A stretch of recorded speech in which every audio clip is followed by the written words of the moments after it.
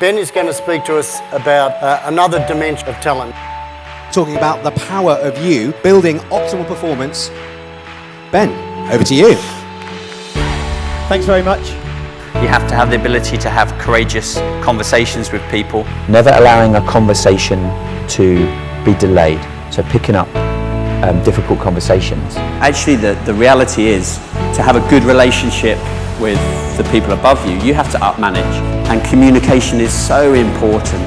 And often when we talk about effective ways to talk, you forget about the other side of the coin.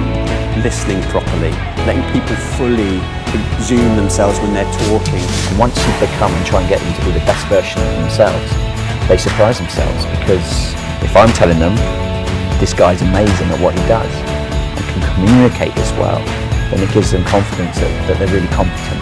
I go in to do MOTs in different organisations and governing bodies, and a lot of these organisations get a complete disconnect and don't value the employee as much, and as a result of that they get lost. Anything that I was going to do going forward, I had to make sure they had an absolute connection to why they were doing it. I explained it, they bought in, then they owned it, gave them empowerment, and it made the whole thing stronger. Once they had buy-in and they felt empowered, then I could see that they were going to start soaring. It's the same as an organisation. You want to be a CEO that isn't there that week and actually it doesn't affect your profit margins or the way that your organisation's run. The word you used earlier, alignment, is just so crucial in success.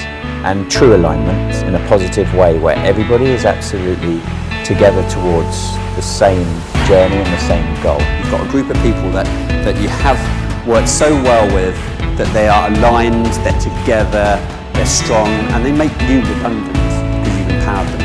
And I'll talk about creating an environment where you get black and white, because in sport, the same in business, grey can kill you. If you blur the edges with anybody, then your black and white no longer is black and white. I'm an absolute believer that you have to fail, and you have to fail lots and lots of times.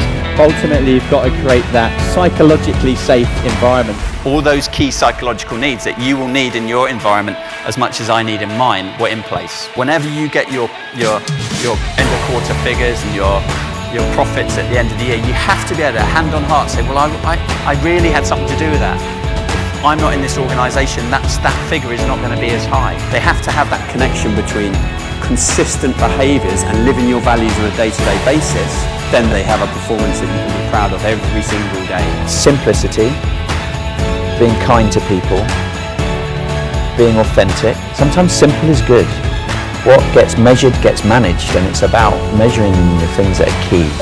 Courageous conversations, go and do it, be clear about what you're trying to do, go back to your values that you've all agreed, and up manage.